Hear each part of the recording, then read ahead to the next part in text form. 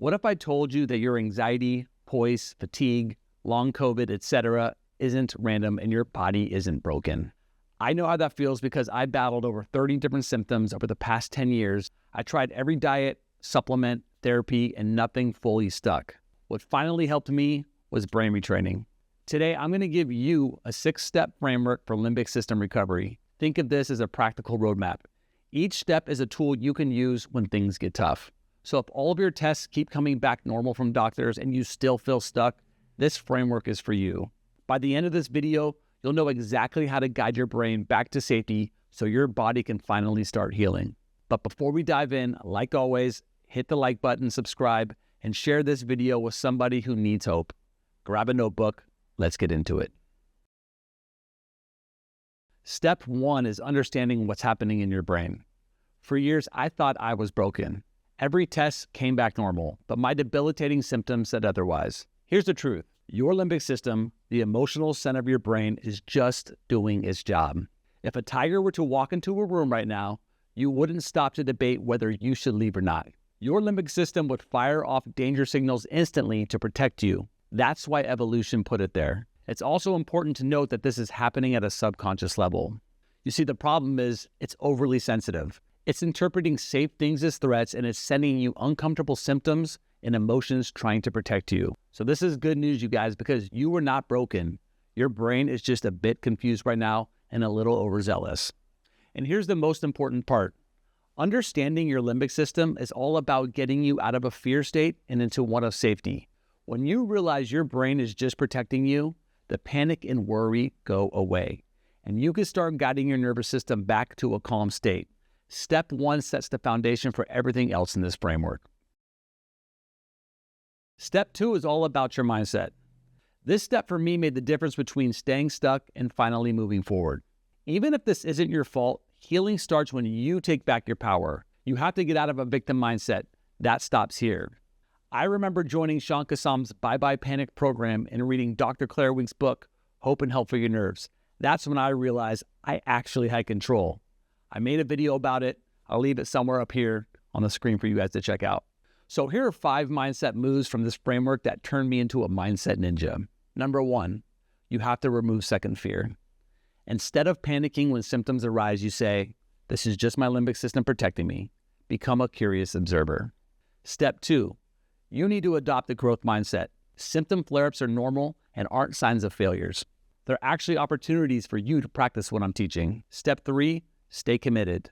Bad days are inevitable. You need to try to do your best to show up on the hard days as well. Consistency is key. Step 4, meet yourself with compassion. None of this is your fault. It's just where you ended up.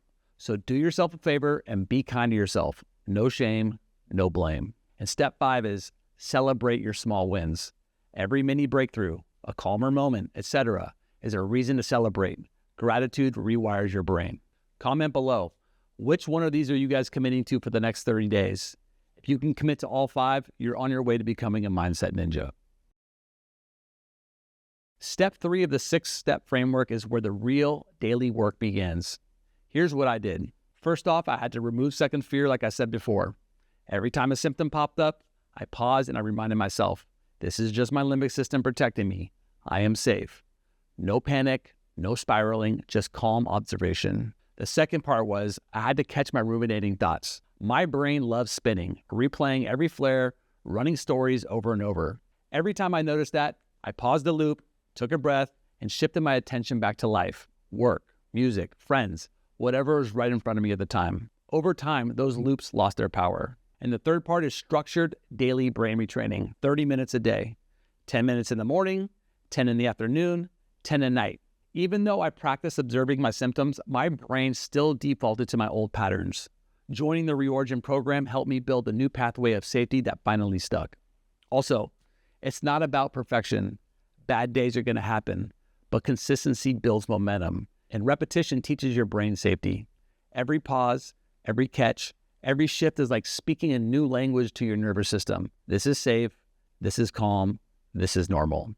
The first time I noticed symptoms actually reducing in real time, I knew I was onto something. Realizing I can control my response and my brain would follow. So, step 3 boils down to the 3 key moves: removing second fear, catching and shifting ruminating thoughts, and daily 30 minutes of the self-directed brain retraining. Do this consistently and you start rewiring your nervous system. That's where real momentum comes from. I made a video all about removing second fear. I'll leave it up here on the screen for you guys to check out. Step 4 is handling flare-ups and incremental training. Most people end up quitting here, but trust me, this is where the magic happens if you handle it right. Healing isn't linear, you guys. Think of it like walking up a spiral staircase. Every once in a while, you're going to circle back around to old symptoms. It can feel like you're back at square one, but you're not. These are what we call dips or flare-ups. Your brain is double-checking that it's safe, and it likes to access old neural pathways because they're still familiar. I still get flare-ups here and there. My response is always the same. Allow everything to be until it passes, pay it no mind as best as I can, get back to living life. Every time I respond properly to a dip, I feel better afterwards. That's leveling up. Incremental training is how you expand your window of tolerance. You slowly trigger your symptoms in small doses, then you back off. Respond properly until they fade. Then you push a little further, back off again. Over time, your brain learns safety and your triggers lose their grip. I actually made a full video about this as well. Check it out. I'll leave it up here on the screen for you guys.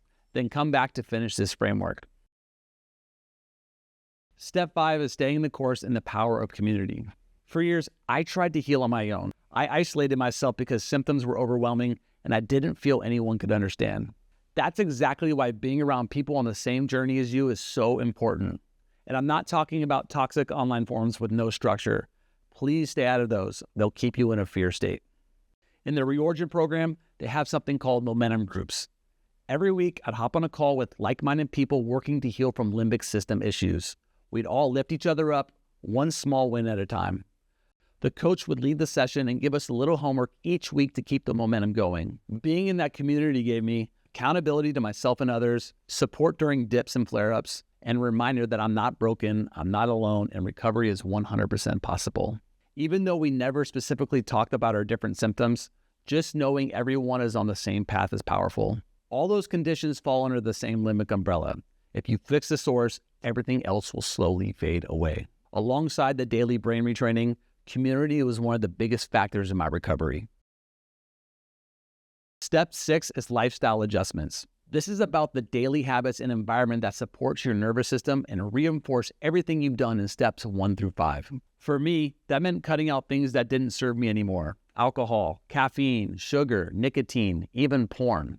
Not punishment, just making choices that let my body and brain settle into safety. I also added in habits that supported my healing, like morning sunlight and walks. That helped me feel grounded and reset my circadian rhythm. I worked on my sleep hygiene, consistent bedtime, less blue light, better rest. Journaling, mindfulness, gratitude, noticing tiny wins keeps the nervous system calm. Supplements like beef liver for men supported my energy and hormones. I also worked on my gut health. The first time I fixed my digestion, my anxiety started softening. I also worked on movement and getting into nature.